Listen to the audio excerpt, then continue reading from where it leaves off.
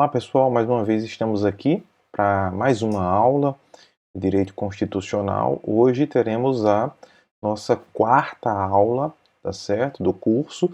Lembrando que semana que vem nós teremos a nossa primeira atividade, a primeira nota, referente à primeira nota. Então, cada 4 aulas, uma atividade, são 3 atividades, são 15 encontros.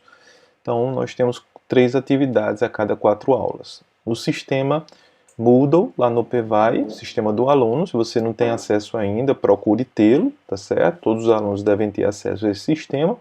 Então, semana que vem, a partir da sexta-feira, nós teremos acesso a essa atividade. Não haverá aula síncrona nem assíncrona. Haverá sim a atividade. Vocês vão ter que fazer a atividade. Terão um prazo para realizar essa atividade, tá ok? Valendo a nota, a primeira nota, a nossa primeira nota, tá certo? Até 10, claro.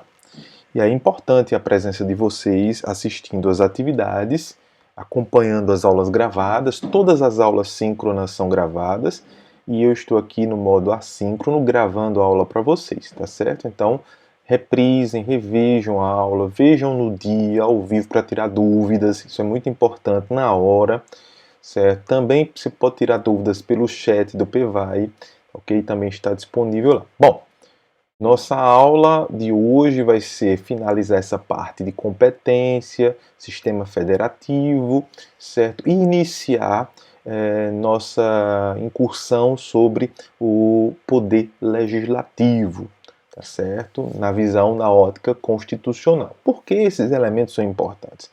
Porque são instrumentos fundamentais para a realização da gestão pública.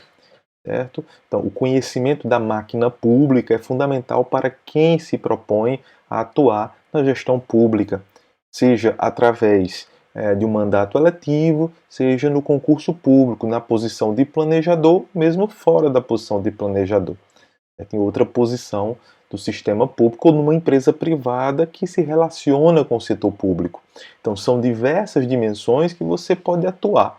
Você não precisa atuar apenas no setor público, você pode também atuar fora do setor público, como consultor, certo? Como empregado de empresa privada que atua diretamente com o poder público e tendo conhecimento sobre o poder público, isso facilita sobremaneira.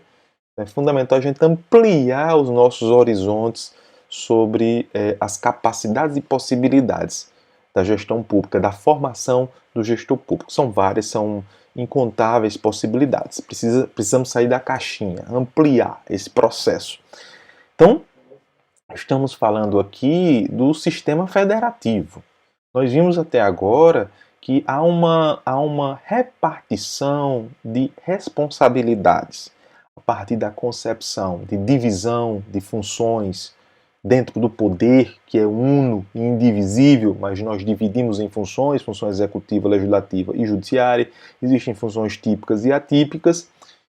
E, seguindo essa lógica, nós temos também o sistema federativo. O sistema federativo é uma estratégia administrativo-política de divisão de atribuições. Então, o que nós temos é uma divisão de atribuições fundamental para o funcionamento dentro de uma federação. Então, na aula de hoje, teremos uma abordagem acerca disso, dicas importantes para que você possa desenvolver suas leituras. É fundamental que você dê continuidade a este conteúdo nas leituras também. Nas leituras. As leituras precisam ser realizadas, tanto aquelas indicadas no plano de curso, que está disponível no ambiente do aluno, como também outras leituras que podem ser indicadas por mim ou leituras avulsas que vocês podem conseguir também na internet. Hoje, com a internet, é possível ter acesso a diversas bibliotecas, enfim, digitais, diversos materiais gratuitos, de boa qualidade. É muito importante você ter essa perspicácia como aluno. O aluno não deve ficar só na dependência do professor. Ele deve ampliar os seus horizontes e criar uma certa autonomia, buscando construir também o seu conhecimento acerca daquela temática, tá ok? Então, vou projetar aqui o material, tá certo? Para vocês. Vou projetar o material agora.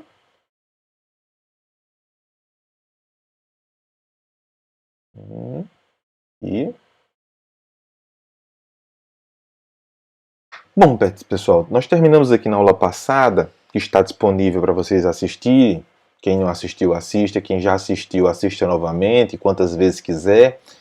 Então, paramos aqui. E a competência? Viemos falando que a federação é um compartilhamento de responsabilidades e atribuições, consequentemente, de competências. E esse compartilhamento se faz num sistema cooperativo, tanto é que se fala de uma federação em regime de cooperação, ou cooperativa, ou de compartilhamento. E deve existir uma harmonia, uma tratativa no sentido de buscar uma harmonização, certo, na lida diária das atribuições do Poder Executivo, Legislativo e Judiciário nas diversas esferas administrativas da União, do Estado, dos municípios e do Distrito Federal. Ok? Então, vimos que existem algumas atribuições que já foram vistas. Há uma repartição de competências, o que significa dizer que há atribuições específicas de cada esfera dessa do poder. Então, essa divisão que nós estamos falando aqui é uma divisão de natureza vertical. Você pode ter também uma divisão de natureza horizontal, mas para a compreensão do que significa federação, você tem uma divisão de natureza vertical. União, estados, municípios, Distrito Federal, que tem uma dúplice atribuição de município e de estado. Ok? Por ser capital federal e ter atribuições específicas previstas na Constituição. Essa repartição de competência, ela significa que há uma autonomia. Se tem autonomia para a realização de algumas atividades, mesmo que elas possam ser repetidas e reforçadas por outra esfera de poder. Exemplo do momento que estamos vivenciando atualmente, momento de pandemia. Então a União tem suas atribuições, os estados e os municípios. Agora existe uma atribuição que é comum, que é concorrente a eles, que é a atribuição de zelar pela saúde, de concretizar o direito fundamental à saúde previsto na Constituição.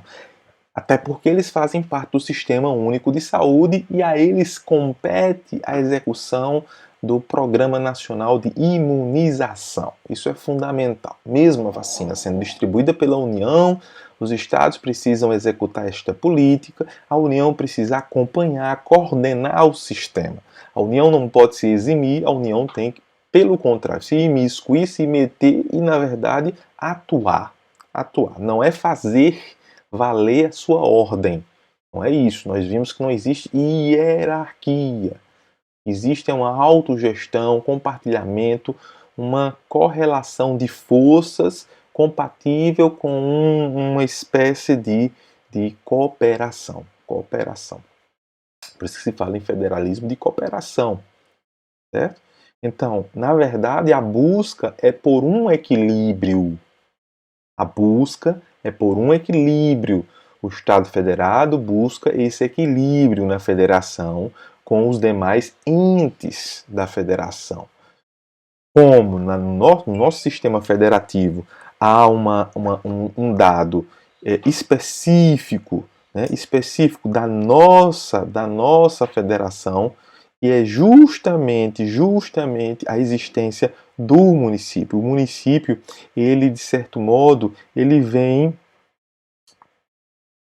efetivamente constar como um ente que tem autogestão no sistema federativo. E isso tem uma carga de responsabilidade muito grande para o município. Eu diria até que isso precisa ser repensado, ser refeito, relido após 30 anos de Constituição Federal no nosso país e de um sistema federativo cooperativo, certo? A gente precisa rever as funções do município, as capacidades reais dos municípios, efetivamente. Por isso se fala tanto no novo Pacto Federativo, que é justamente repensar, reestudar, nos aprofundarmos e fazermos uma releitura e pensarmos em reformas para este pacto federativo que, no meu entendimento, precisa mesmo urgentemente ser revisto.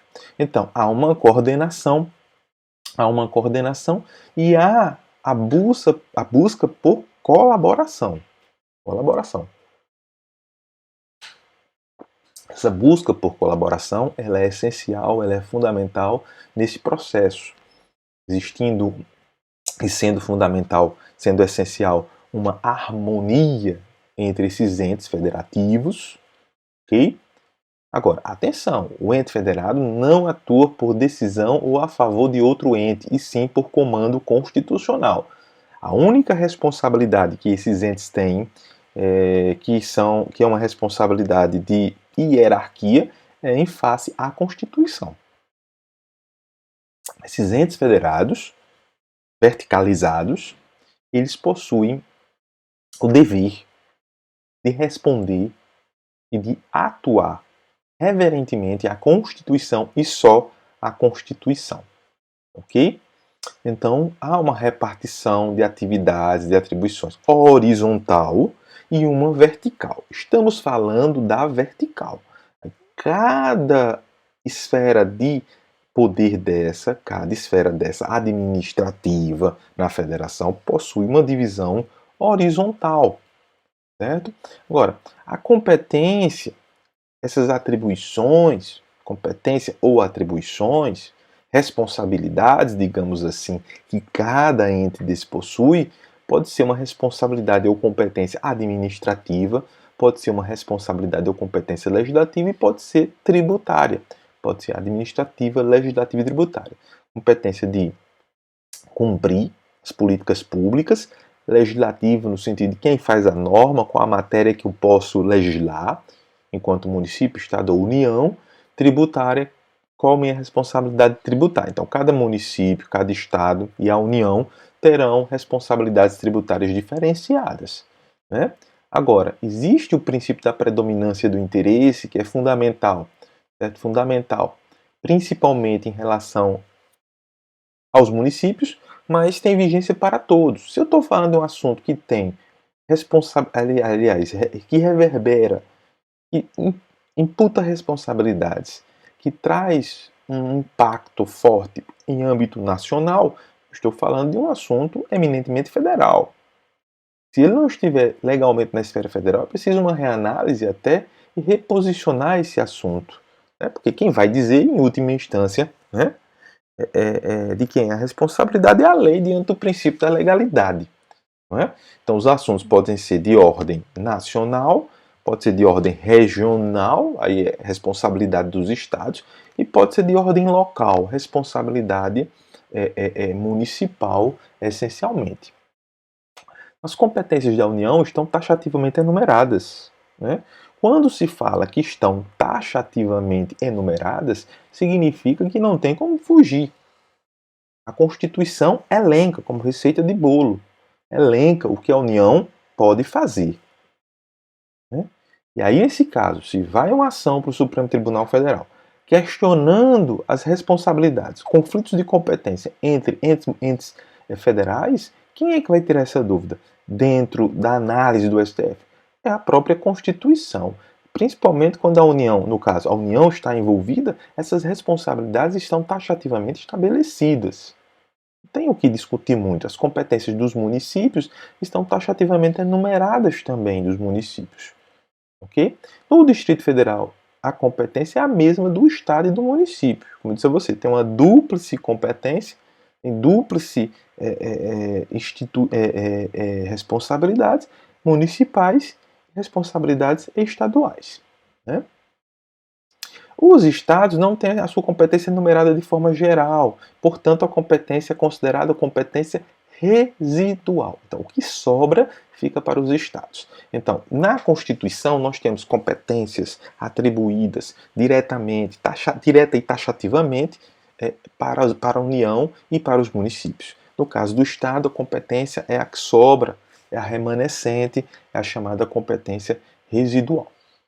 Agora, em relação à competência da União, vamos pensar o seguinte, né, de forma didática, para que todos nós fixemos o conteúdo, entendamos a lógica de funcionamento da engenharia institucional.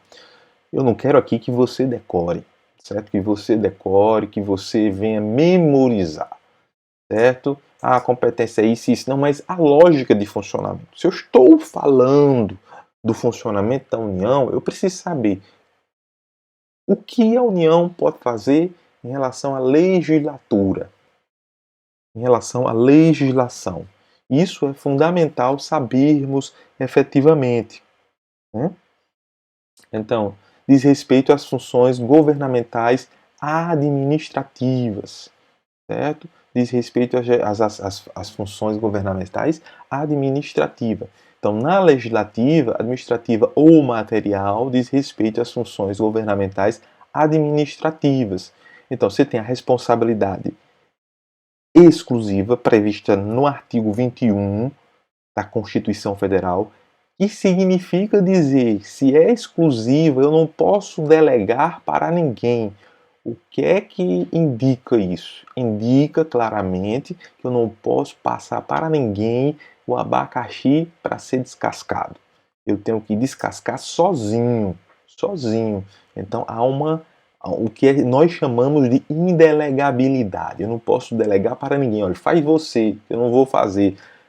Vou empurrando com a barriga, vou colocando a responsabilidade nos estados e nos municípios. Não posso fazer. Se a responsabilidade é minha, está dentro da esfera exclusiva do artigo 21, ou de exclusividade do artigo 21 da Constituição Federal, eu não posso fugir dessa responsabilidade de forma alguma.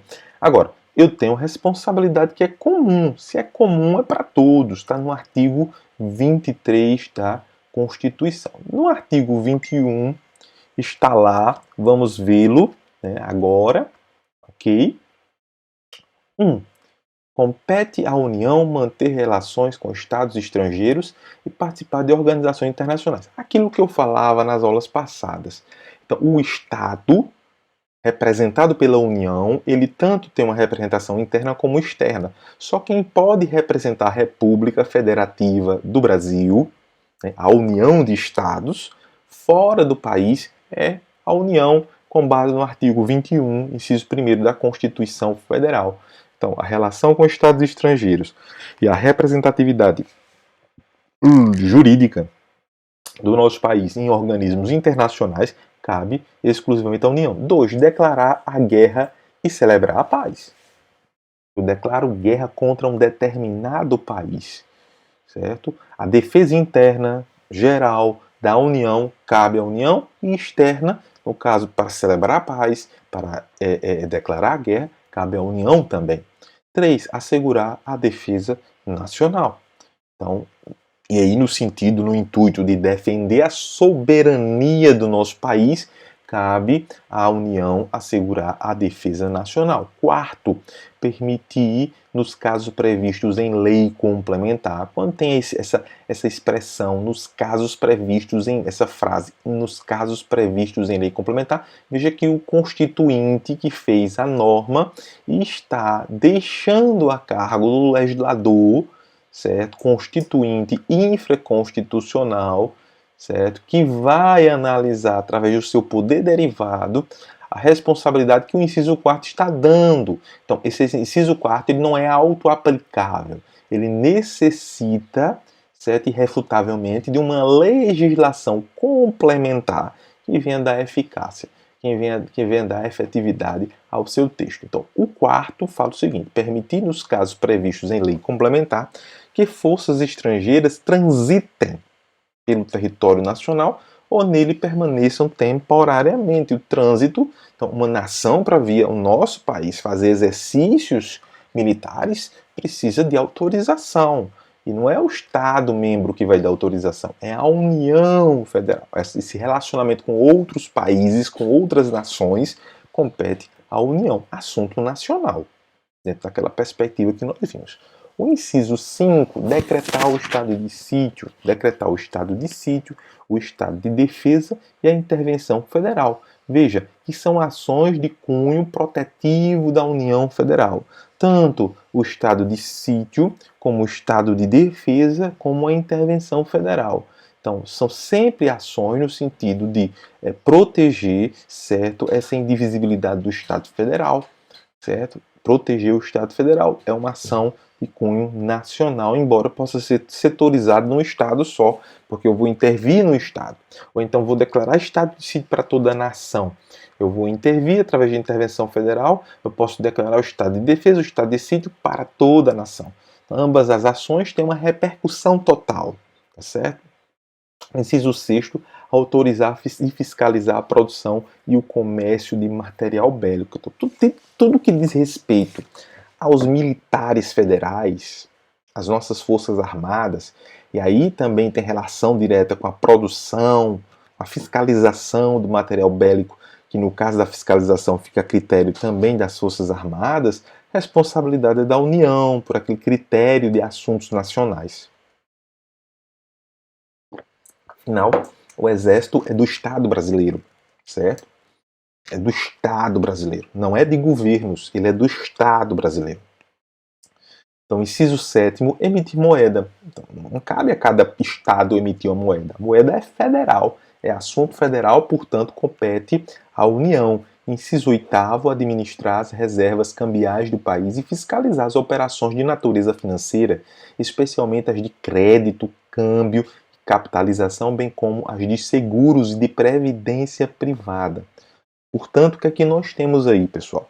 Nós temos uma responsabilidade também de cunho nacional. Está falando de câmbio, diz respeito à moeda. Moeda diz respeito à repercussão internacional do nosso país, certo? Câmbio, capitalização, especialmente o crédito, bem como os de seguro e previdência privada. Então, isso é uma atitude que tem impactos nacionais. Atitudes que têm impactos nacionais, responsabilidade, certo? Exclusiva da União. Inciso 9, elaborar e executar planos nacionais e regionais de ordenação do território e de desenvolvimento econômico e social. Elaborar e executar planos nacionais e regionais de ordenação do território e de desenvolvimento econômico e social. Já tem a deixa aí no próprio texto do inciso 9, são planos nacionais e regionais, né, de ordenação do território e desenvolvimento econômico e social. Então, esse planejamento é responsabilidade da União na sua natureza intrínseca. Inciso 10, manter o serviço postal e o correio aéreo nacional. Então, esse é o grande impedimento para a privatização total dos Correios, que está hoje em voga e sendo discutido, não é, aí no Congresso Nacional. Certamente poderá ser, inclusive, judicializado. Em virtude desse inciso 10 do artigo 21, manter o serviço postal e o correio aéreo nacional é responsabilidade exclusiva da União. Portanto, é preciso ter uma modificação constitucional, né? Não se pode privatizar 100% dos Correios, desconsiderando o inciso 10 do artigo 21, que é taxativo, manter o serviço postal e o correio aéreo nacional. Então, portanto, o gestor, ao tomar decisões, ele precisa verificar se pode tomar aquelas decisões ou não. Isso serve para vocês como lição, para todos nós, estando na construção do conhecimento, orientando aqueles que querem fazer parte da gestão pública, e que o façam de forma correta, respeitando a Constituição. E aí, no caso específico dos Correios, há uma flagrante lesão a uma norma constitucional. Então, o inciso 11 é explorar diretamente ou mediante autorização, concessão ou permissão os serviços de telecomunicações nos termos da lei que disporá sobre a organização dos serviços, a criação de um órgão regulador e outros aspectos constitucionais. Já foi criado o órgão regulador a partir da privatização, lá na década de 90, das telecomunicações, foi criada a Anatel. A Agência Nacional de Telecomunicações, ela tem a responsabilidade de regular este setor, no sentido de favorecer a livre iniciativa, na verdade, favorecer também a proteção do consumidor e a proteção deste mercado, de modo a que haja equilíbrio, principalmente considerando que há uma parte hipossuficiente, mais frágil, consequentemente, que é o consumidor. Então, poderá haver uma exploração direta da União? Poderá. Portanto, entretanto, a União abriu mão desta exploração direta a partir da privatização. Hoje a União não exerce mais esse serviço de telecomunicações de forma direta, mas regula, porque o serviço continua sendo público exercido, executado pela iniciativa privada. Então, o serviço continua sendo público, exercido pela iniciativa privada. O inciso 12 fala em explorar diretamente ou mediante autorização, concessão ou permissão. Quem? Explorar o quê? Os serviços de radiodifusão sonora, de sons e imagens. Então, o Brasil, assim como vários estados no mundo inteiro, vários países, quando eu falo de estado aqui, geralmente eu estou me referindo à nação, né, ao país, eles possuem suas TVs estatais. Mas, na maior parte, você distribui responsabilidades através das concessões para a reprodução de som e imagem também, certo? Mas lembrando que essas ondas radiofônicas, essas ondas eletromagnéticas que transferem o som e a imagem, elas são públicas. De natureza pública, protegidas do Estado, são de titularidade do Estado. A titularidade do Estado. Existe uma diferença entre titularidade e quem exercita. Quem tem a titularidade poderá exercitar também, mas nem sempre exercita. A regra não é, neste caso, que o Estado exercite, certo? Então, poderá haver a transferência dessa responsabilidade. No B, os serviços e instalações de energia elétrica e o aproveitamento energético dos cursos de água em articulação com os estados onde se situam os potenciais hidroenergéticos. Então, pensemos o seguinte, nós temos rios no Brasil que produzem, através da sua força, através da movimentação, mediante atuação dessas correntes dos rios, sobre turbinas, gerando energia. Nós temos mais de 50% da nossa capacidade de consumo sendo gerada pelas usinas hidrelétricas. Então nós dependemos da força das águas no Brasil para a produção de energia elétrica. É a nossa matriz principal energética. Diferentemente dos países, por exemplo, na Europa, que a matriz nuclear é muito forte, certo? Mas agora, claro que isso está mudando no mundo inteiro, a matriz solar está também tendo sua força, no Brasil também está se consolidando aí esse mercado da energia eólica e solar. São matrizes limpas, ditas limpas. Então, os serviços e instalações de energia elétrica e o aproveitamento energético dos cursos de água em articulação com os estados onde se situam os potenciais hidroenergéticos. Tem que haver uma articulação porque os potenciais estão nos estados e a União tem a titularidade sobre o que é produzido. Ok? A navegação aérea, aeroespacial e a infraestrutura aeroportuária. Veja bem, vamos por partes. A navegação aérea. Então, todo o espaço aéreo faz parte da soberania do país. Eu falava no início que o Estado é composto por povo, território, povo, território, povo, território, governo, povo, território, governo. Isso é o Estado. E o Estado tem soberania sobre esses. Quando eu falo de território, eu não estou falando apenas do solo. Solo, abaixo do solo e acima do solo também. Estou falando do espaço aéreo também. Portanto, a navegação aérea no espaço aéreo brasileiro é de responsabilidade, a sua regulação do Estado. Isso tem uma ligação intrínseca, íntima com a soberania de uma nação. Certo? Então, navegação aérea, aeroespacial, exploração do espaço também, e a infraestrutura aeroportuária.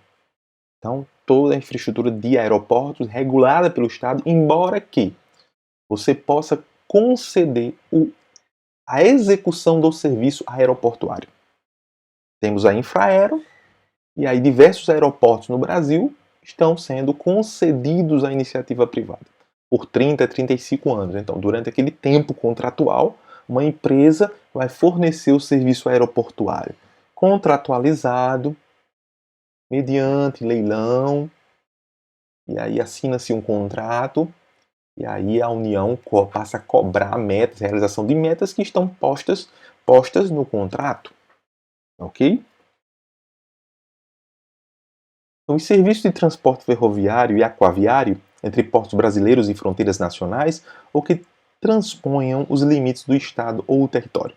Então, veja que no inciso D você tem um aspecto diferenciado. Estamos falando aí de serviço de transporte ferroviário e aquaviário entre portos brasileiros, entre um porto de um estado A para um estado B. Por exemplo, entre o Porto da Paraíba e o Porto de Suape, em Pernambuco. Isso é uma responsabilidade federal, a regulação desse transporte. E fronteiras nacionais. Então, passou do Brasil para outro país ou que transpõe os limites de Estado ou território. Transpõe os limites de Estado e território, nós temos a responsabilidade da União e não dos Estados. Os serviços de transporte rodoviário interestadual e internacional de passageiros. Se é dentro do Estado, a responsabilidade é do Departamento Estadual de Rodagem, o DR. Estradas e Rodagem, Departamento Estadual de Estradas e Rodagem, DR. Então, cada estado tem o seu departamento estadual que cuida das estradas estaduais. E aí, quando você está falando de transporte rodoviário interestadual e internacional de passageiros, aí é outra realidade. É a ANTT, Agência Nacional de Transportes Terrestres. A ANTT que é uma agência específica e vai regular esse transporte. Aqui no Nordeste é mais difícil você ver transporte rodoviário internacional. Agora, eu passei uma temporada morando em Florianópolis, um ano em Florianópolis, então é muito comum na rodoviária em Florianópolis você ver ônibus para o Paraguai, ônibus para Montevidéu, no Uruguai, ônibus para Buenos Aires. Então é muito comum, porque já está próximo ali. E no Rio Grande do Sul é mais ainda. Então, o fluxo internacional é muito forte, certo? Principalmente na nossa costa oeste. Nossa costa oeste, que não é banhada pelo mar e tem uma ligação direta com o continente, é toda continental, e aí tem uma ligação com os países latino-americanos, os demais países irmãos, tá certo? Agora, os portos marítimos, fluviais e lacustres também de responsabilidade da União. Por quê? Eu estou falando de um transporte marítimo. Se é um transporte marítimo, são águas federais. Águas federais. Certo? Quando eu estou falando do mar, a responsabilidade não é mais do Estado, a responsabilidade já passa a ser da União. Certo? Os portos fluviais e lacustres estão dentro da responsabilidade federal. Estão dentro da responsabilidade federal. Tá certo? Você tem um rio que traspassa o estado, que é um rio federal como o Rio Amazonas, certo? Responsabilidade é da União, responsabilidade é um rio federal, trata-se de um rio federal. Você tem um lago federal, de titularidade federal, responsabilidade é federal também. Inciso 13, organizar e manter o Poder Judiciário, o Ministério Público e a Defensoria Pública do Distrito Federal e dos territórios. Certo? Vamos por partes aqui. Organizar e manter o Poder Judiciário. Responsabilidade da União exclusiva. Organizar e manter. Como vai ser dividido esse Poder Judiciário? Manter através do orçamento, da peça orçamentária anual, que é de responsabilidade do Poder Executivo, reunir todas as propostas, certo? Também tem como responsabilidade manter e organizar o Ministério Público e também a Defensoria Pública do Distrito Federal e dos territórios. Essa parte dos territórios, você ainda tem essa expressão no Brasil, embora nós não tenhamos mais territórios. Não existem mais territórios. Os estados do norte, muitos deles eram territórios e se transformaram em estados. Quando eram territórios, era de total responsabilidade do governo federal, do governo central. Hoje não é mais. São estados autônomos. Inciso 14. Organizar e manter a Polícia Civil, a Polícia Militar e o Corpo de Bombeiros Militar do Distrito Federal, bem como prestar assistência financeira ao Distrito Federal para a execução dos serviços públicos por meio do fundo próprio, que está na nossa Constituição, que nós veremos. Certo? Existe um fundo específico onde arrecada-se recursos e esses recursos federais são usados para manutenção desses serviços, organizar e manter a Polícia Civil, a Polícia Militar e o Corpo de Bombeiros do Distrito Federal. Isso é uma responsabilidade federal e não do DF. Certo? Bem como prestar assistência financeira ao DF para a execução de serviços públicos por meio do fundo próprio. Inciso 15, organizar e manter os serviços oficiais de estatística, geografia, geologia e cartografia de âmbito nacional. O que é que lembra isso aí, pessoal?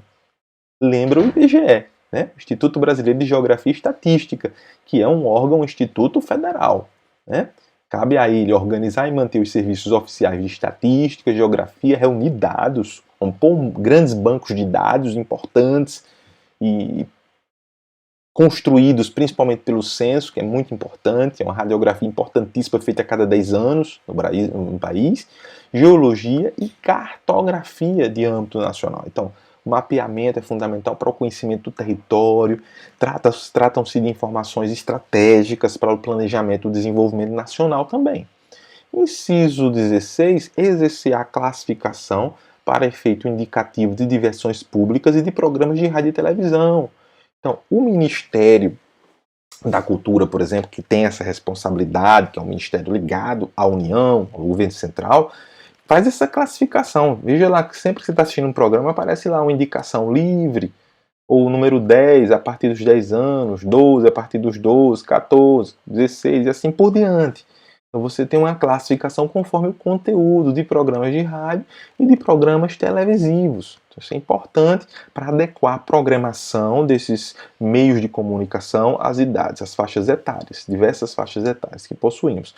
Conceder anistia. Então, anistia, o perdão, tá certo? A anistia é de responsabilidade também do governo central. Inciso 18, planejar e promover a defesa permanente contra as calamidades públicas, especialmente as secas e as inundações. Planejar e promover a defesa permanente às calamidades públicas, especialmente as secas e as inundações. Então, nós conhecemos ambas facetas, tanto a faceta da seca, faceta da inundação. Nós conhecemos a seca e a inundação. Temos inundações nas capitais, seca no interior, seca forte, porque fazemos parte do semiárido. Então, o planejamento disso de forma integrada cabe à União, porque é um problema de natureza nacional, não é um problema só de natureza regional, é um problema de natureza nacional, inclusive não só nos estados do Nordeste, mas até o norte de Minas Gerais, pois o semiárido vai até o norte de Minas Gerais. Então, instituir Sistema Nacional de Gerenciamento de Recursos Hídricos e definir critérios de outorga de direitos de seu uso. Instituir Sistema Nacional de Gerenciamento de Recursos Hídricos e definir critérios de outorga de direitos de seu uso. Então, veja, temos diversos rios no país e muitos deles, os mais importantes, são federais. Então, nada mais propício do que se ter um Sistema Nacional de Gerenciamento de Recursos Hídricos, chamado de SIGRE, que foi instituído pela Lei 9.145, não estou lembrado da lei, mas a lei da política, deu um branco agora, a Lei da Política Nacional de Recursos Hídricos, muito fácil, você encontrar aí no Google. Então, esta lei de 1997, ela trouxe a criação do Sistema Nacional de Gerenciamento de Recursos Hídricos e define os critérios de outorga de direitos de uso da água, que é fundamental. Quem usa, quanto usa e por que usa. É fundamental, isso.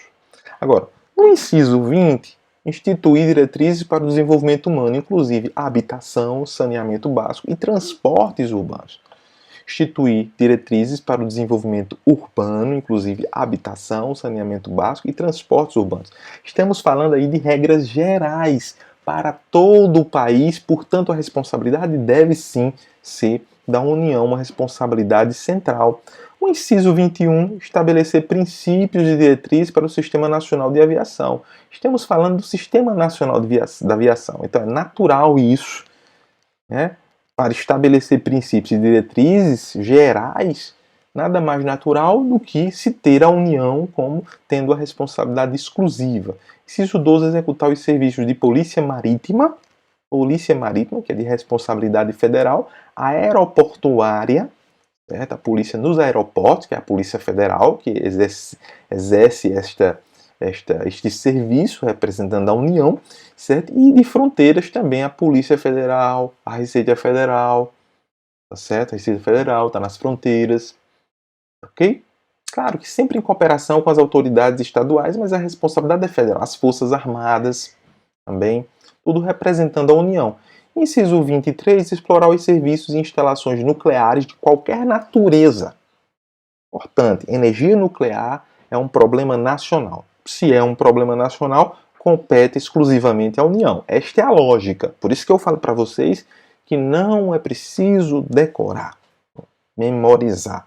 É preciso entender a sistemática, o funcionamento da engenharia institucional, para que você não tenha muito esforço para compreender que há uma lógica nesse processo. Então, explorar os serviços e instalações nucleares de qualquer natureza e exercer o monopólio estatal sobre a pesquisa, a lavra, a retirada, o enriquecimento e reprocessamento, a industrialização e o comércio de minérios nucleares e seus derivados, atendidos os seguintes princípios e condições. Portanto, diante da importância, da relevância e do risco, do perigo que existe no manuseio desse produto, tá certo? Desse mineral, eu não posso deixar só na mão dos estados. É um problema de muita relevância para estar só na mão dos estados. Tem que estar na mão da entidade mais forte, digamos assim, da União. Mais forte e mais geral. Né? Então, a abrangência é mais geral. Então, segundo os seguintes, atendidos os seguintes princípios e condições, toda atividade nuclear em território nacional somente será admitida para fins pacíficos e mediante aprovação do Congresso Nacional. Então, participa do processo de autorização do Congresso Nacional e a finalidade do manuseio desse minério é para fins pacíficos, nada para construção de armas, certo? Ou para o belicismo que nós temos no mundo inteiro. Item B, sob regime de permissão, são autorizados a comercialização e a utilização de radioisótopos para pesquisa e usos médicos, agrícolas e industriais. Então, para o uso médico nós conhecemos bastante, né? Os tratamentos contra o câncer, os tratamentos radioterápicos contra o câncer. Portanto, há a possibilidade de você comercializar através de uma concessão de uma autorização federal, né? Então, sem nenhum problema, para fins de saúde, agrícolas e industriais, né? Então, sob regime de permissão, são autorizadas a produção, comercialização e utilização de radioisótopos de meia-vida igual ou inferior a 2 horas. Então, isso é um linguajar específico da física atômica, né? Certo? Sobre a durabilidade e o perigo, o risco desses minérios, né? Então, a responsabilidade civil por danos nucleares independe da existência de culpa. Dada a gravidade, né, advinda de um acidente nuclear, digamos assim, entre aspas, uma tragédia dessas, então a responsabilidade ela não pode ser verificada através da constatação de culpa, o que significa dizer que, independente de culpa, o poder público será responsável por isso. Independente de culpa, a culpa não vai ser levada em consideração. Certo? É automática a responsabilidade, é só estabelecer o nexo causal. Inciso 24. Organizar, manter e executar a inspeção do trabalho. Organizar, manter e executar a inspeção do trabalho. Todo o trabalho relacionado com esse tema deve ser organizado e mantido, certo? Executado, certo? Pela União. A União deverá, certo, atuar para e passo, acompanhando, coordenando essa atuação. Inciso 25, estabelecer as áreas e as condições para o exercício da atividade de garimpagem de forma associativa, certo? Então, organizar, estabelecer as áreas e as condições para o exercício da atividade de garimpagem de forma associativa. Estou falando de extração mineral, mais uma vez, responsabilidade da União. Lá no inciso 24, retomando, organizar, manter e executar a inspeção do trabalho, eu estou falando do trabalho em geral também, viu? Em geral. Isso aí o Constituinte está falando de forma geral, o trabalho como um todo, as regras trabalhistas, a fiscalização do trabalho, a execução disso é responsabilidade da União. O inciso 23, aliás, o inciso 23, desculpa, o artigo 23 da nossa Constituição fala em competência comum. Então, se é competência comum, como eu falei para vocês, eu estou falando de uma responsabilidade que é de todos. É competência comum da União, dos Estados, do Distrito Federal e dos municípios. Desculpe. Vai ter o sono agora. Competência comum da União, dos Estados, do Distrito Federal e dos municípios Zelar pela guarda da Constituição, das leis e das instituições democráticas e conservar o patrimônio público. Veja, todos que lidam com patrimônio público, com leis, têm essa responsabilidade. Mas o Constituinte achou por bem colocar taxativamente essa responsabilidade, como sendo de todos os entes da federação. Okay? Inciso 2, cuidar da saúde e assistência pública de proteção e garantia das pessoas portadoras de deficiência. Aí não só tem deficiente, e na verdade a União é todos. O Estado é onde acontecem as coisas. Então, a responsabilidade não pode ser só da União, tem que ser de todos. Ao mesmo tempo que você tem que ter políticas uniformes, diretrizes uniformes ou uniformizadoras, você precisa ter também atitudes, ações regionais e locais. Né? Inciso 3º, proteger os documentos, as obras e outros bens de valor histórico, artístico e cultural, os monumentos, as paisagens naturais notáveis e os sítios arqueológicos. São bens de importância nacional, responsabilidade nacional, regional e local, uma competência que deve ser compartilhada, deve ser comum. Inciso 4º, impedir a evasão, a destruição e a descaracterização de obras de arte e de outros bens de valor histórico, artístico ou cultural. A responsabilidade não pode ser centralizada apenas na União, certo? Você pode ter obras, e como temos, obras espalhadas pelo Brasil inteiro, então a responsabilidade precisa ser compartilhada.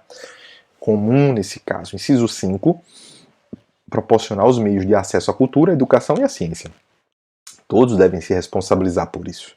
Né? Inciso 6º, proteger o meio ambiente e combater a poluição em qualquer de suas formas. Então, isso é meio que uma decorrência lógica de todo o processo de importância ambiental. Então, cabe a proteção do meio ambiente por todos, e não só pela União, mas por todos. Embora nós tenhamos aí uma falta de estrutura nos municípios, principalmente. Então, para os municípios é muito difícil o cumprimento dessa proteção ambiental, muito difícil. Primeiramente porque não é, essencialmente porque não é prioridade para esses municípios. Depois você não tem orçamento suficiente para isso. Inciso 7º, preservar as florestas, a fauna e a flora, decorrência daquele outro inciso da proteção do meio ambiente, da responsabilidade que nós temos em relação a esta geração e às futuras gerações, principalmente. Inciso 8º, fomentar a produção agropecuária e organizar o abastecimento alimentar. Falando de regra geral. Organizar a produção agropecuária, que não acontece apenas em um estado, são diversos estados. Então eu preciso ter a atuação de todos. Acontece nos municípios também, acontece no Distrito Federal. Então todos precisam atuar de forma comum, de forma acordada, de forma articulada. Inciso 9, promover programas de construção de moradias, bem fechando. Né? Promover programas de construção de moradias e a melhoria das condições habitacionais de saneamento básico. Então, promover programas de construção de moradias e a melhoria das condições habitacionais de saneamento básico. Então, isso é uma regra geral. E que deve ser não só da União, mas também dos estados e municípios e Distrito Federal.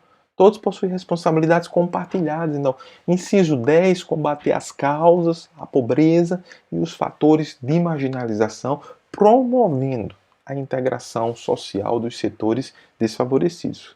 Então, isso não é um combate apenas de um ente federado, é um combate de todos. Então, percebam que os temas são muito afeitos a todos, não apenas a um deles, entes federados. Né? Inciso 11, registrar, acompanhar e fiscalizar as concessões de direitos de pesquisa e exploração de recursos hídricos e minerais em seus territórios.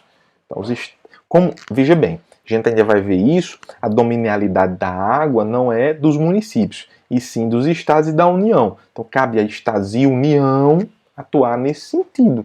Claro que os municípios também vão participar da gestão, da governança, certo? Porque está lá fazendo parte também dos comitês de bacia hidrográfica. E aí é o detalhe, né? O inciso 12, estabelecer e implantar a política de educação para a segurança do trânsito. É uma política nacional, mas também de cunho regional e local. Parágrafo único. Leis complementares fixarão normas para a cooperação entre a União e os Estados, o Distrito Federal e os municípios, tendo em vista o equilíbrio do desenvolvimento e do bem-estar em âmbito nacional. Veja que o legislador constituinte deixou para uma lei complementar estabelecer normas de cooperação reforçando esse caráter cooperativo do nosso modelo federativo. Agora, quando se fala em competência legislativa, eu estou falando e posso falar não só de uma competência administrativa, que nós vimos agora, competências eminentemente administrativas, mas o Constituinte colocou também uma competência legislativa voltada para a competência de fazer leis, para a competência de elaborar leis, certo? Ela pode ser privativa, algo que é privativo só aquela entidade pode fazer. Só a União pode, entretanto, há ressalvas no artigo 22 da Constituição Federal. Lei complementar e competência específica precisa autorização expressa, né? Isonomia de delegação para todos os demais entes, né? Está previsto no artigo 22, né? E pode ser concorrente. Pode ser concorrente. Isso significa dizer que a União, os Estados e o Distrito Federal poderão legislar sobre aquela mesma matéria. Porém, a União terá uma competência restrita ao estabelecimento de normas gerais. Então, a União, como órgão coordenador, digamos assim, como aquela entidade que coordena e tem uma visão geral, uma visão do todo, ela vai estabelecer normas gerais. Em caso de a União não realizar o estabelecimento dessas normas gerais, dessas diretrizes, dessas referências, aí a inércia da União. E nesse caso de inércia da União, os Estados poderão suplementar, ou seja, tapar aquela lacuna. Né? Caso a União elabore lei geral, essa inibe a ação da lei geral estadual naquilo que a contraria. Trata-se de suspensão e não de revogação. Então, imagine só a situação. Numa determinada matéria que a União deveria ter legislado de forma geral, não fez. O Estado vai e legisla, estabelece diretrizes gerais para o Estado. E aí, posteriormente, vem a União e legisla. Ela pode legislar, mesmo depois do tempo. Pode legislar e aí ela estabelece diretrizes gerais que vão de encontro às diretrizes do Estado que estabeleceu diretrizes gerais. Consequentemente, a lei do Estado que não respeitar essas diretrizes gerais nessa temática vai ter que ser suspensa nesses dispositivos. Significa que esses dispositivos estaduais não terão eficácia. Só quem terá eficácia é o dispositivo federal. Certo? Por isso que não falamos em revogação. Quando se fala em revogação, significa que eu tirei do mundo jurídico. Eu risquei aquele dispositivo. Nesse caso, eu suspendi, ou seja, enquanto tiver vigência aquele dispositivo de natureza geral da União, aquele dispositivo estadual não terá eficácia, não surtirá efeito. E também a competência residual prevista no artigo 25. Os Estados organizam-se e regem-se pelas constituições e leis que adotarem, observados os princípios desta Constituição. O que é que significa isso? Significa que há uma competência residual. Então, os Estados organizam-se e regem-se pelas constituições e leis que adotarem, porque os Estados possuem sua própria Constituição e seu próprio sistema de normas, seu próprio ordenamento jurídico. Agora, tudo tem que estar observando, tudo tem que estar em acordo e não em desacordo, em acordo, em consonância com os princípios da Constituição Federal. No parágrafo 1º está lá, são reservadas aos Estados as competências que não lhes sejam vedadas por esta Constituição. Cabe aos Estados cumprir o que está na Constituição e são reservadas aos Estados as competências que não lhes sejam vedadas por esta Constituição. O que não for proibido na Constituição será permitido ao Estado realizar. O artigo 22 fala o seguinte, a Constituição compete privativamente à União, só a ela, legislar sobre direito civil, direito comercial, penal, processual, eleitoral, agrário, marítimo, aeronáutico, espacial e do trabalho. Desapropriação. Inciso 3º, requisições civis e militares em caso de iminente perigo e em tempo de guerra. Águas, energia, informática, telecomunicações e radiodifusão. Certo? Serviço postal. Veja que está em consonância, tudo que eu estou dizendo aqui, está no artigo 22, está em consonância lá com a competência legislativa administrativa. Está no artigo 21, competência exclusiva. Está em consonância. O que é exclusivo também será aqui na competência de elaborar leis, né? Então, sistema monetário de medidas, título e garantias dos metais, né? Política de crédito, câmbio, seguro de transferência de valores, comércio exterior e interestadual, diretrizes da política nacional de transporte. Inciso 10, regime dos portos, navegação lacustre, fluvial, marítima, aérea e aeroespacial, transporte e trânsito, jazidas, minas, outros. E voltou.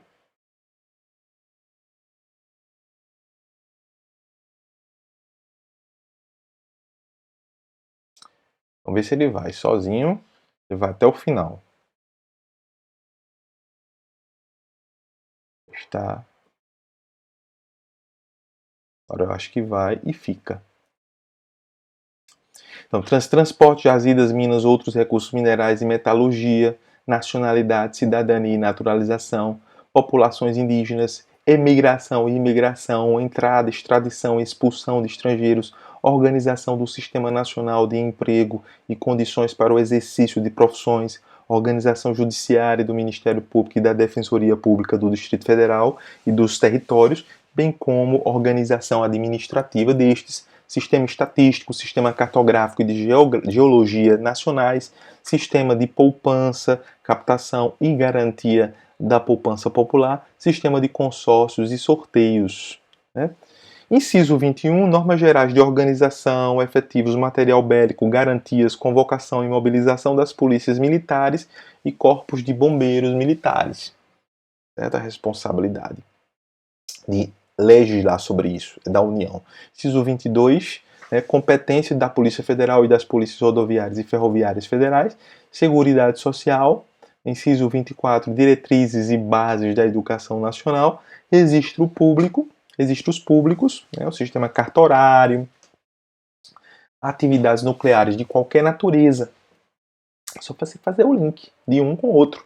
Então, inciso 27, normas gerais de licitação e contratação em todas as modalidades para a administração pública e diretas, autárquicas e fundacionais da União, Estado, Distrito Federal e municípios, obedecido o disposto no artigo 37, inciso 21, e para as empresas públicas e sociedades de economia mista. Certo? Regras gerais de licitação, responsabilidade da União. Inciso 28, defesa territorial, defesa aeroespacial, defesa marítima, defesa civil e mobilização nacional. Responsabilidade da União de legislar sobre isso. Propaganda comercial, também tem um grande impacto, um impacto nacional. Né? Precisa ter regras gerais para isso. Lei complementar poderá autorizar os estados a legislar sobre questões específicas das matérias relacionadas neste artigo. Aí a delegação da União. A União, mediante autorização do Congresso Nacional, né, lei complementar poderá autorizar, aprova-se uma lei complementar autorizando os estados a legislarem sobre questões específicas das matérias relacionadas neste artigo. É uma delegação, é possível delegar. Então, na competência exclusiva, você tem uma competência administrativa. Na competência privativa, você tem uma legislativa. Na exclusiva, artigo 21, competência administrativa. Artigo 22, privativa, legislativa. Né? Na exclusiva, só aquele ente pode fazer. Né? Na privativa, e é indelegável. Na privativa, só aquele ente pode fazer. Porém, existe uma diferença. É delegável. Como nós vimos no parágrafo único. Há a possibilidade de delegação. No artigo 21 não há a possibilidade de delegação. No artigo 22 há a possibilidade de delegação. O que é que significa isso? Se é indelegável, não posso transferir a responsabilidade para outro. Cada um faz o seu. Certo? Privativa, há uma delegabilidade, uma possibilidade de delegação. Então, segundo peculiaridades, eu posso transferir a responsabilidade mediante lei complementar. Então, não é aprovado só pelo ente União, aliás, pelo governo central, que faz parte da União, mas é autorizado por lei complementar através do legislativo, que também faz parte da União. Tá certo? O artigo 24 compete à União, aos Estados e ao Distrito Federal legislar concorrentemente sobre. Quando eu falo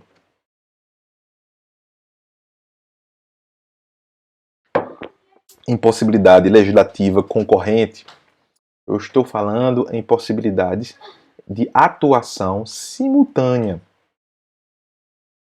Inciso primeiro, direito tributário, financeiro, penitenciário, econômico e urbanístico. Então, todos podem legislar sobre. Orçamento, todos podem. Juntas comerciais, né, que são os órgãos que referendam a abertura de empresas ligados ao Estado. Então, custos de serviços forenses, custos dos serviços judiciais. Inciso 5, produção e consumo. Inciso 6, floresta, caça, pesca, fauna, conservação da natureza, defesa do solo e dos recursos naturais, proteção do meio ambiente e controle da poluição. Inciso 7, proteção ao patrimônio histórico, cultural, artístico, turístico e paisagístico. Inciso 8, responsabilidade por dano ao meio ambiente, ao consumidor, a bens e direitos de valor artístico, estético, histórico, turístico e paisagístico. Inciso 9, educação, cultura, ensino e desporto. 10, criação, funcionamento e processo do juizado de pequenas causas. 11, procedimentos em matéria processual. 12, previdência social, proteção e defesa da saúde. 13, assistência jurídica e defensoria pública. 14, proteção e integração social das pessoas portadoras de deficiência. Proteção à infância e à juventude. Organização, garantias, direitos e deveres das polícias civis. Parágrafo 1º, no âmbito da legislação concorrente, a competência da União limitar-se-á a estabelecer normas gerais. Então, no âmbito da legislação concorrente, a competência da União limitar-se-á a estabelecer normas gerais, certo? Ou seja, para todos. E aí o parágrafo 2º, a competência da União para legislar sobre normas gerais não exclui a competência suplementar dos Estados. Veja o grifo aí, é uma competência que complementa, que suplementa, não substitui a responsabilidade da União. O Constituinte foi bem claro. Parágrafo 3º, inexistindo lei federal sobre normas gerais, os Estados exercerão a competência legislativa plena, ou seja, poderá estabelecer regras gerais para atender às suas particularidades. Lembrando que se a superveniência da lei federal sobre normas gerais suspende a eficácia da lei estadual no que lhe for contrário. No que for contrário, suspende. No que não for contrário, continua em vigência aquele dispositivo geral estadual. Ok? Então aí na competência da União é a competência maior, é a pirâmide invertida. A base está em cima, está no topo. Então, competência da União, competência mais ampla, mais extensa. Competência dos estados e Distrito Federal, uma competência menor. E a competência do município se restringe ao local, é menor ainda, certo? Então, os estados-membros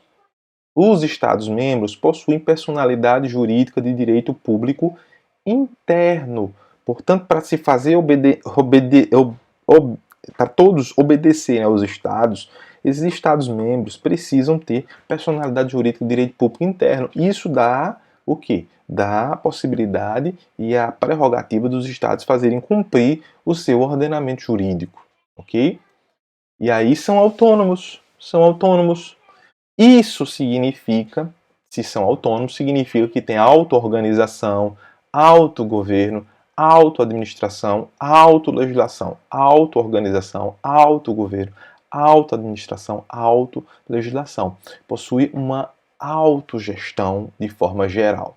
No artigo 25, que nós já vimos, só repetindo, né, para frisar um pouco dentro do esquema aqui da responsabilidade do Estado-membro, os Estados organizam-se e regem-se pelas constituições e leis que adotarem, reservados os princípios desta Constituição.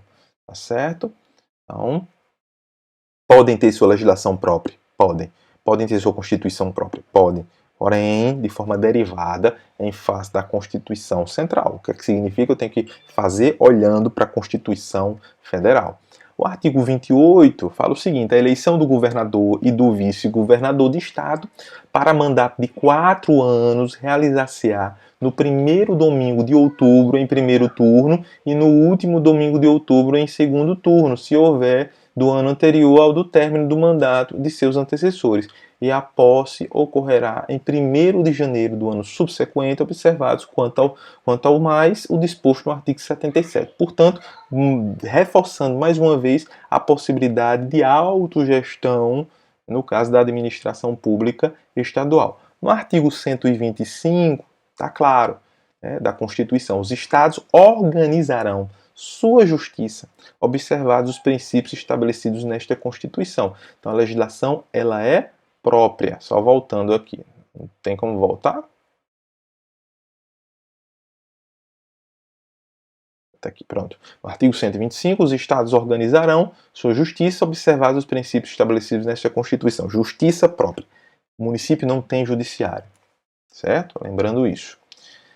Pessoa jurídica de direito público interno também é uma característica dos municípios, tá certo? Uma característica dos municípios para fazer cumprir o seu ordenamento jurídico interno para todos que estão na sua circunscrição territorial. Então, naquele recorte geográfico, a responsabilidade, a jurisdição, a circunscrição é do município.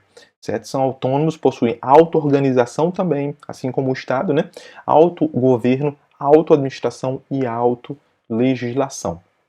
O artigo 29 fala que os municípios reger-se-ão por lei orgânica, votada em 2 turnos, com um interstício mínimo de 10 dias e aprovada por 2/3 dos membros da Câmara Municipal, que a promulgará atendidos os princípios estabelecidos nesta Constituição, na Constituição do respectivo Estado e os seguintes preceitos. Portanto, nós temos aí uma lei orgânica e não uma Constituição municipal. Municípios não possuem constituições, possuem leis orgânicas, tá ok? Então, no inciso 1º, tá lá, inciso 1º do artigo 29, a eleição do prefeito, do vice-prefeito e dos vereadores para mandato de 4 anos, mediante pleito direto e simultâneo, realizados em todo o país. Inciso 2, eleição do prefeito e do vice-prefeito, realizado no 1º domingo de outubro do ano anterior, do término do mandato, dos que devam suceder, aplicadas as regras do artigo 77, no caso de municípios com mais de 200 mil eleitores.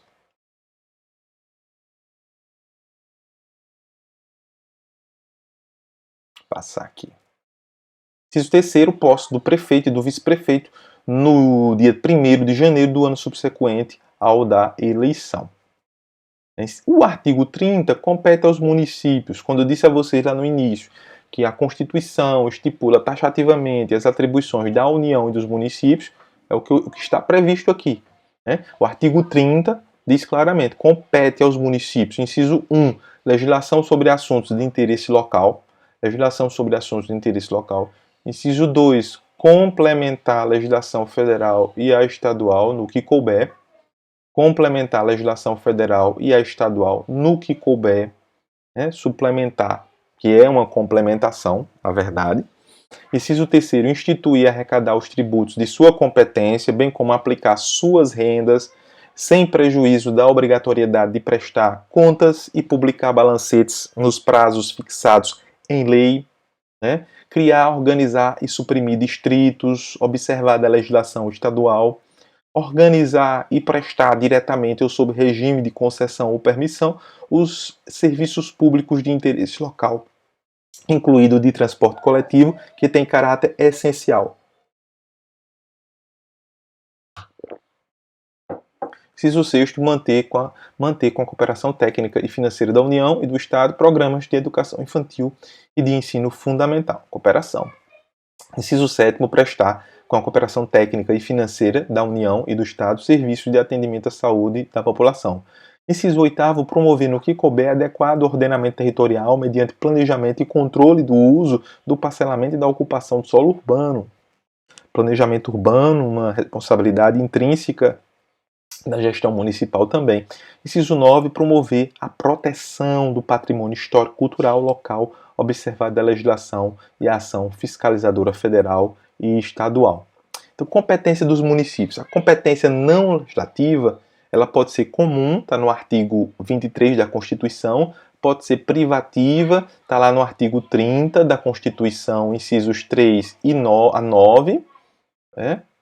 Artigo 30. Compete aos municípios instituir e arrecadar os tributos de sua competência, bem como aplicar suas rendas, sem prejuízo da obrigatoriedade de prestar contas e publicar balancetes nos prazos prefixados, criar, organizar e suprimir distritos, observada a legislação federal, e organizar e prestar diretamente sob o regime de concessão ou permissão os serviços públicos de interesse local como transporte público, por exemplo, né? Incluído o transporte coletivo, que tem caráter essencial.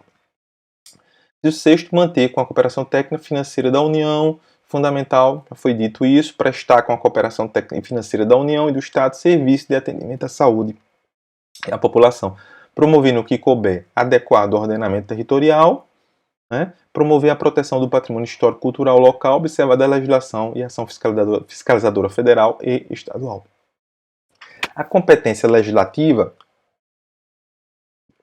pode ser expressa, está no artigo 29, no caput, no texto inicial, interesse local no artigo 30, inciso 1º, e suplementar está no artigo 30, inciso 2 e artigo 24. Compete aos municípios legislar sobre assuntos locais, sobre assuntos de interesse local. 2. Suplementar a legislação federal e estadual no que couber. Né? No artigo 182, a política de desenvolvimento urbano executada pelo poder público municipal, conforme diretrizes gerais fixadas em lei, tem por objetivo ordenar o pleno desenvolvimento das funções sociais da cidade. Veja que se dá toda uma importância às funções sociais da cidade, né? Por isso o Estatuto da Cidade, o Estatuto da Metrópole, né? Funções sociais da cidade e garantir o bem-estar de seus habitantes. Parágrafo 1º, o plano diretor aprovado pela Câmara Municipal, obrigatório para cidades com mais de 20 mil habitantes, é um instrumento básico da política de desenvolvimento e de expansão urbana. Então, o plano diretor é fundamental para o planejamento urbano, deveria ser obrigatório para todos os municípios, independente da população, mas o nosso constituinte achou por bem estabelecer um teto aí de 20 mil habitantes. A súmula 645 do STF, súmulas, quando a matéria é sumulada, significa que já foi decidida reiteradas vezes no Supremo Tribunal Federal na mesma direção. É competente o município para fixar o horário de funcionamento e estabelecimento comercial, porque se trata de um assunto local. Competências do Distrito Federal. No artigo 32, nós temos a competência delineada, estabelecida do DF. O Distrito Federal, vedada a sua divisão em municípios, então, as cidades satélites não são municípios, não há subdivisão do DF em municípios, são apenas bairros, né? Regenciar por lei orgânica votada ou regiões administrativas, né? Regenciar por lei orgânica votada em 2 turnos com interstício mínimo de 10 dias e aprovada por 2/3 da Câmara Legislativa, que a promulgará atendidos os princípios estabelecidos nesta Constituição. Veja bem, o Distrito Federal tem um governador, tem a Assembleia Legislativa Distrital, mas o documento que rege o Distrito Federal não é a Constituição Distrital, como tem nos estados, constituições estaduais, e sim uma lei orgânica distrital, nos mesmos moldes das leis municipais que nós falamos. Então, parágrafo 1º das outras leis orgânicas. No parágrafo 1º está lá, do artigo 32. Ao Distrito Federal são atribuídas as competências legislativas reservadas aos estados e municípios, aquela dúplice função que ela tem, ou dupla função. A União participa da administração do DF, sem dúvida alguma, através de recursos, né? O artigo 21 compete à União, está lá, no inciso 13, organizar e manter o Poder Judiciário, o Ministério Público e a Defensoria do Distrito Federal e dos territórios. Organizar e manter a Polícia Civil, a Polícia Militar e o Corpo de Bombeiros Militar do Distrito Federal, bem como prestar assistência financeira ao Distrito Federal para a execução de serviços públicos por meio de fundo próprio. Tem competência residual também como os estados, certo? Lá no artigo 25, os estados organizam-se e regem-se pelas constituições e leis que adotarem. Absorve todas as atribuições dos estados. Parágrafo 1º, são reservadas aos estados as competências que não lhes sejam vedadas por esta Constituição. Competência residual. Tá ok? Pessoal, havendo dúvidas, não hesitem em perguntar. No chat do YouTube está lá liberado. Vocês podem também fazer perguntas pelo chat do YouTube que eu consigo ver. E podem também fazer perguntas pelo chat da própria plataforma Moodle que a UFCG disponibiliza. Então, espero que vocês tenham gostado. Reassistam se tiverem dúvida, anotem as dúvidas, tá certo? Próxima semana nós teremos a nossa prova, certo? A nossa atividade, nossa primeira atividade da primeira nota, com todo o conteúdo até aqui, ok? Então, qualquer coisa, é só me contactar pelos canais oficiais, tá ok? Então, um abraço a todos, um excelente final de semana, fiquem todos com Deus, um abraço.